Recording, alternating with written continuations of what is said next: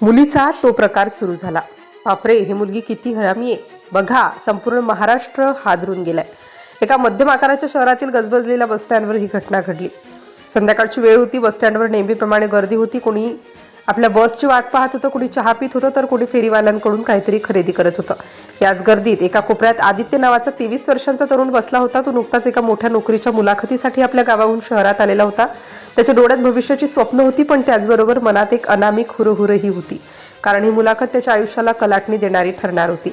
आदित्य आपल्या जागेवर बसून राहिला होता आणि हातात एक नवा कोरा महागडा स्मार्टफोन घेऊन त्यातील महत्त्वाची कागदपत्र तपासत होता. त्याला वाटत होतं की सगळं काही व्यवस्थित तयार आहे, पण त्याला कल्पना नव्हती की काही मिनिटातच त्याच्या आयुष्यात असं काही घडणार आहे जो तो आयुष्यभर विसरू शकणार नाही.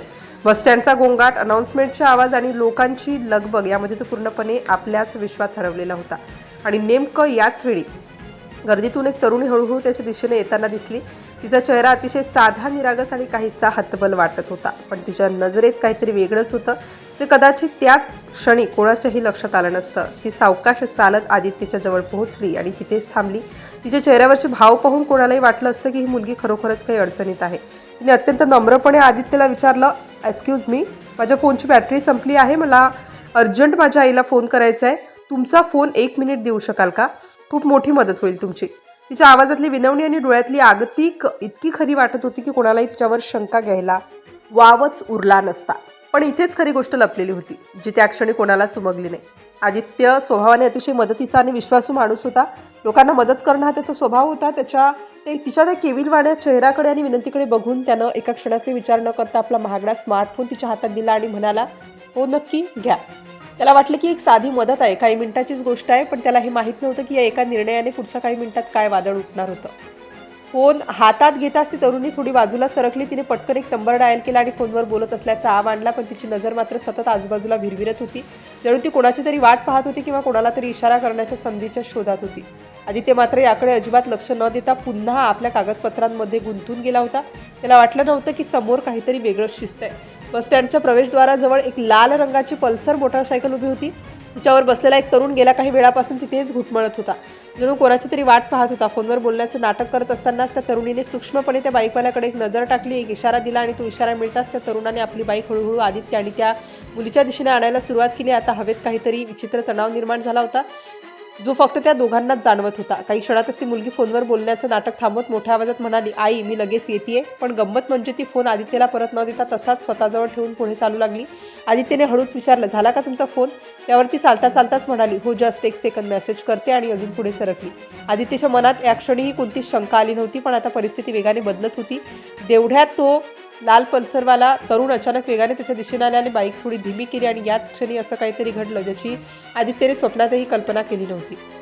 अत्यंत चपळाईने त्या मुलीने आदित्यचा फोन आपल्या पर्समध्ये टाकला आणि चालत्या बाईकच्या मागच्या सीटवर झटकन बसून ती निघून गेली. सगळं इतक्या झटपट घडलं की आदित्यला काही सुचायच्या आतच ते दोघे नजरेआड झाले होते. अहो थांबा, माझा फोन थांबवा, असं ओरडत आदित्य त्यांच्या मागे धावू लागला. पण बसस्टँडच्या प्रचंड गोंगाटात, गर्दीत आणि आवाजांच्या कोलाहलात त्याचा आवाज कुठेतरी विरून गेला. ती बाईक ट्रॅफिकमधून वेगाने पुढे निघून गेली आणि काही क्षणातच पूर्णपणे नाहीशीही झाली. आदित्य धापा टाकत हताश होऊन रस्त्याच्या मधोमध उभा राहिला. त्याला अजूनही विश्वास बसत नव्हता की काही मिनिटांपूर्वी ज्या मुलीला मदतीचा हात दिला होता तीच त्याला असं फसवून गेली. आदित्य तिथेच थिजून उभा राहिला. त्याच्या चेहऱ्यावर राग, धक्का आणि असहायता स्पष्टपणे दिसत होती. त्याचा महागडा फोन, त्यातली महत्त्वाची कागदपत्र, मुलाखतीसाठीची सगळी तयारी, सगळं काही क्षणार्धात नाहीसं झालं होतं. आजूबाजूचे लोक त्याच्याकडे बघत होते, पण कोणालाच नेमकं काय घडलं हे कळत नव्हतं. आणि हळूहळू त्याचा एक धागा जुळत गेला आणि खरी गोष्ट समोर आली. ती मुलगी साधी निरागस मदतीची भीक मागणारी मुळीच नव्हती. ती प्रत्यक्षात एका सुनियोजित फसवणूक टोळीची सदस्य होती, जी नेमकं अशाच पद्धतीने काम करते. आधी साध्या भोळ्या लोकांना त्यांचा विश्वास संपादन करायचा, मग सहानुभूती मिळवायची आणि मग त्यांच्याच वस्तू घेऊन पसार व्हायचं. त्या मुलीचा तो निरागस चेहरा, ती विनवणी, तो केविलवाणा आवाज, हे सगळं एका मोठ्या नाटकाचा भाग होतं, जे तिनं आणि तिच्या साथीदारांनी अगदी बेमालूमपणे उभं केलं होतं. हळूहळू ही गोष्ट संपूर्ण परिसरात पसरली आणि लोकांमध्ये चर्चेचा विषय बनली. अनेकांना धक्का बसला की अशा साध्या दिसणाऱ्या चेहऱ्यामागे इतकी मोठी फसवणूक लपलेली असू शकते.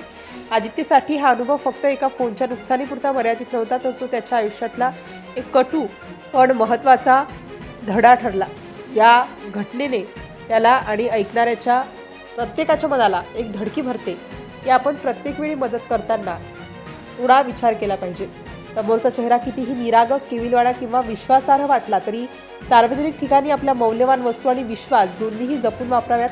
कारण प्रत्येक मदतीच्या मागचा हेतू चांगलाच असेल असं नाही.